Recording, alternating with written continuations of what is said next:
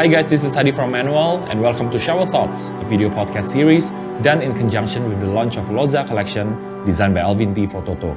Through this series, we'll be chatting with 3 figures and explore how simple daily routines can stimulate self-reflection to boost creativity and clarity. Alvin, halo, welcome. Silakan, please have a seat. Aduh, wah, thank you so much for being here. Well, I think in this very first episode, we want to feature and want to chat with the mastermind behind the LOZZA series collection that we see all around us, Mr. Alvin Tjitrowirjo. Thank you so much for being here. Of course, on behalf of Nauval, I would like to personally thank you juga for the chance to collaborate on telling the stories of the collaboration of the pieces and the collections. Menurut gua, the values that you are championing through the collections, which is routine, self-reflection, and even clarity, is something that we feel is getting even more rare in Jakarta nowadays, even in Indonesia. And kita ngerasa ya justru momen-momen di bathroom ini biasanya ketika kita shower, gosok gigi, it's one of those rare moments yang kita nggak realize. Disitulah kita mendapatkan clarity through our daily routines gitu. So, Alvin, would you mind sharing a little bit more about LOZZA series gitu and the ideas behind the collaboration? Gitu. So LOZZA is a collection of faucets yang we designed actually during the pandemic. And when we designed it, there was a lot of questions about existentialism. You know, well, what's going to happen in the next couple years? Terus gitu kayak if something's going to happen, then what do we need to do? Dan lain segala macam. There's a lot of those questions. And when we started the design, kita mikir kayak, okay, I think we need to go back to the essentials.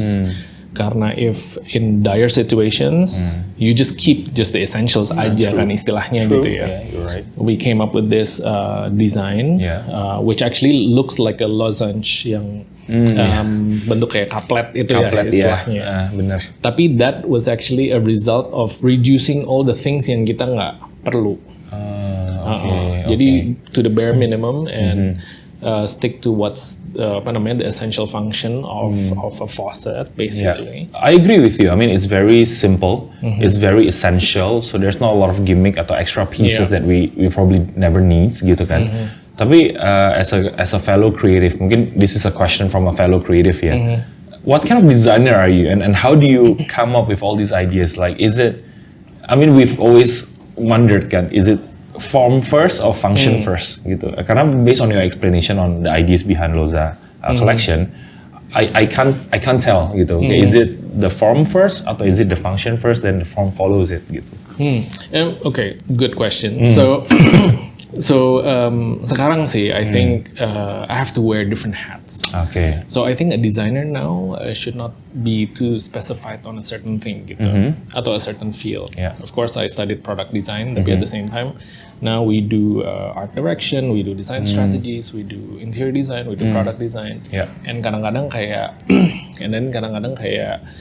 it depends on the political will. Jadi what is it exactly yang you want to change? And then the design itu is basically the process of achieving that. Iterating, transforming, translating, and realizing that will, kemauan itu basically into an object, into a program, into a design, into a artwork atau apalah segala macam gitu.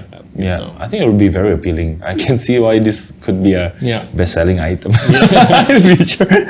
Okay, I mean, I want to dive a bit deeper into what makes you, what makes alvinT gitu di 2023 ini gitu kan. So maybe let's start with some sort of rituals atau routines gitu that you do in the office atau in your studio. Ada sih, we always question what is our role as a designer. Every single day. Well, almost every single time kali ya. Not exactly every day. Tapi basically that is the question that I always keep on asking myself. If I'm going to do something, what would my role be gitu as a designer? Maksudnya kan kita ngedesain bukan hanya bikin sesuatu yang cantik. Betul. Tapi kan we're trying to promote an idea. Of course. We're trying to promote, we're trying to critique something. We're trying to challenge something. Betul. Yeah, basically in order for you to answer that question, artinya you need to really understand what matters to you, yang you want to bring out into this idea. Well, I agree. Karena balik lagi to what you mentioned earlier gitu kan, it's the political will first. Correct. And then the design everything has to be able to communicate. Correct. What you're trying to communicate gitu kan.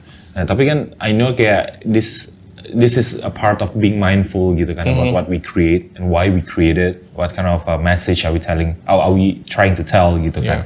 Tapi there's a very interesting dynamic gitu between balancing routine versus spontaneity gitu. Karena I think as creatives we need to be spontaneous in the fact that it's not mathematics, it's not formulaic gitu. Tapi at the same time it cannot always be routine juga kan. Karena kayak how do we break through those routines gitu. Now, where do you see yourself gitu between the spectrum of alvinT as a routine man gitu atau as someone who's very spontaneous, and how does it affect the way you design and create things? Well, okay, so maybe we don't see it as black and white gitu, maksudnya antara routine atau very chaotic. Tapi yang pasti nih, well, life in general, it's always been very chaotic gitu. True.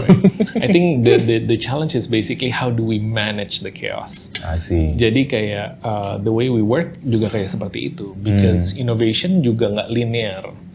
Innovation is more like exponential, and then the impact of those developments itu juga nggak linear.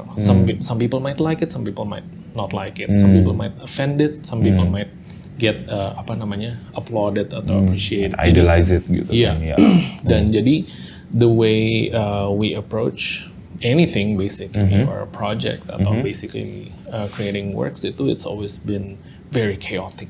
The way we think itu is influenced by the things that surround us and the thing that we make. Tapi kadang-kadang kita bisa create something in order to influence us to believe in a certain way. Okay, could you give me an example? That's a very interesting statement gitu. I tend to agree, tapi kayak I want example. I mean as simple as like if you're surrounded by things that are cheaply made, kita bisa punya perception bahwa life is like this. It's replaceable, it's disposable gitu. I mean, emang why do I need to take care of this object kalau misalnya in 2 months time I can replace it with a new one. Tapi kalau kita punya, I'm gonna buy something very expensive, very well made, very durable, and then through that experience tuh it can actually change the way we see things. Gitu. Habis itu nanti itu bakal ngerubah our behavior, our value perspective. And nanti lama-lama on the things that we make itu akan ke-influence juga. So I think one of your life philosophy is that I mean you're taking it a step further sih dari statement yang udah sering kita dengar ya, yang kayak if you want to change your life, change who your friends are gitu, change where do you grow, where do you put yourself as a seed in what kind of soil gitu kan. And I think this is a very interesting perspective to see that kayak ya benar juga sih gitu, if I intentionally surround myself with things that are of no value atau whatever, value atau nggak value kan relatif ya, tapi it will change the way we think towards life juga sih based on that gitu. Aside from that, kayak any other creative atau outside external supplements gitu that influence you in the way you think. I mean to me solitude itu is very important. So solitude itu kan is the condition that you feel you're by yourself tapi in a positive way. Our heads, inside our brains, there's a lot of information. Terus dari gitu, our hearts juga, there's a lot of emotions. Tapi kapan sih kita ada cukup waktu untuk to connect everything and make things sensical? Kadang-kadang enggak. I feel this way, I think this way, and somehow those things doesn't connect gitu. To me, it's part of my routine as well.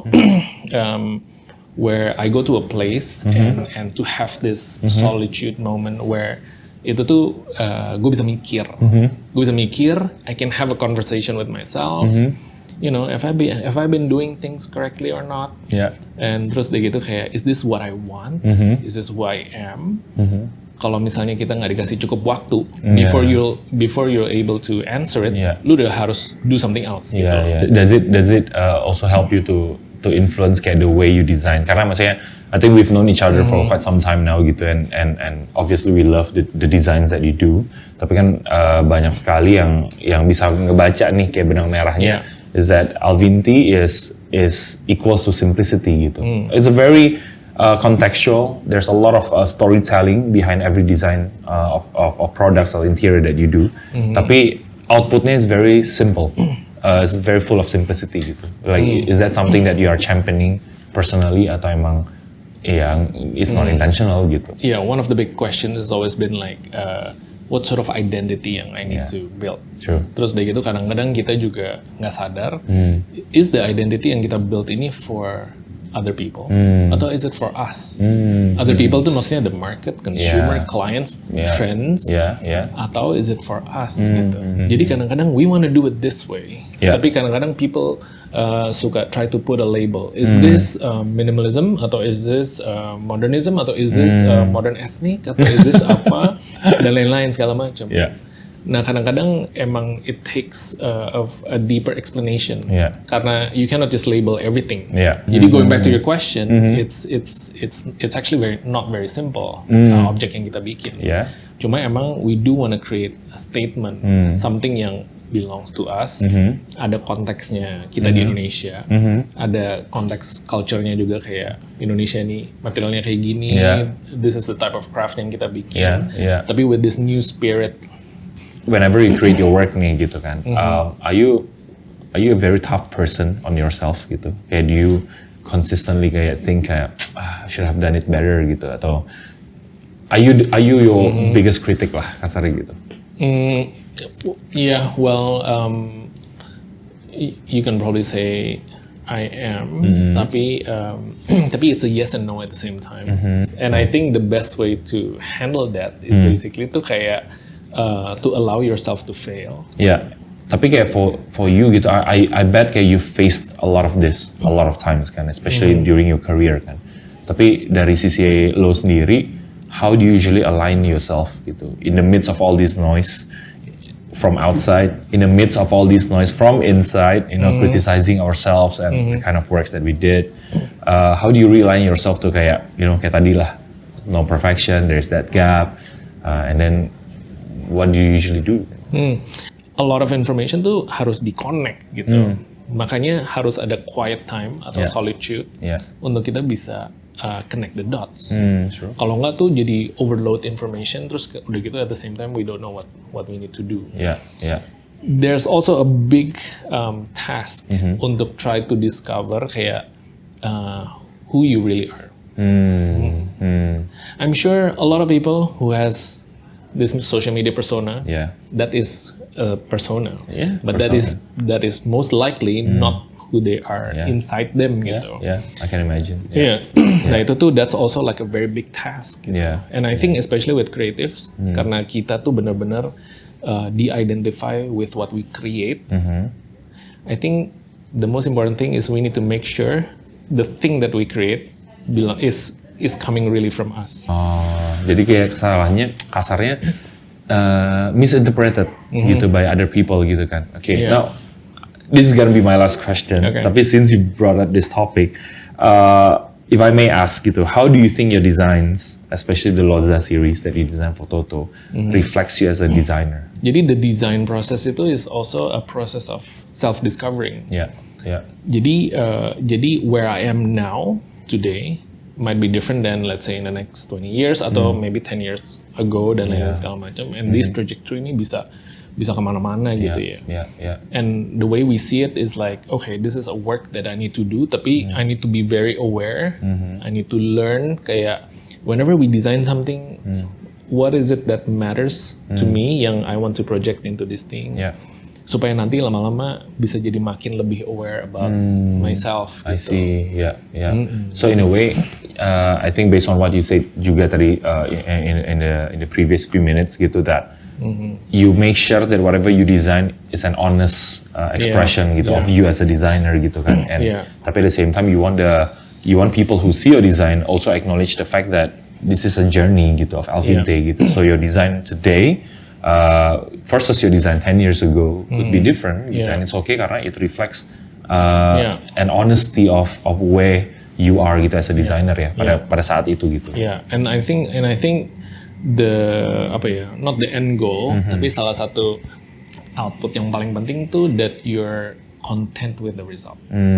Jadi kayak kadang-kadang we create something, but then you know you're not happy with it. Atau misalnya kayak aduh rasanya this is not who I am atau apa segala macam. Sebenarnya laku nggak laku dan lain segala macam itu sebenarnya how society and market values it. Tapi there's also the other side gitu. If we can value our own creation and itu benar-benar this is who I really am. Including its vulnerability, imperfection, failures dan lain-lain segala macam, and you can understand that and you can accept that, I'm sure you'll have a much more content life gitu, and peace of mind. And nowadays kalau misalnya tinggal di metropolitan, peace of mind is much more expensive than gold. Agree. That's very well said. Thank you so much, Alvin. Thank you for running us through the showrooms, the bathroom collections. Congratulations on the launch of LOZZA series. Again, such a pleasure for us to be here, to be a partner in communicating the objects. Thank you so much. Thank you. Thank you so much for your time. Thank you. Thank you.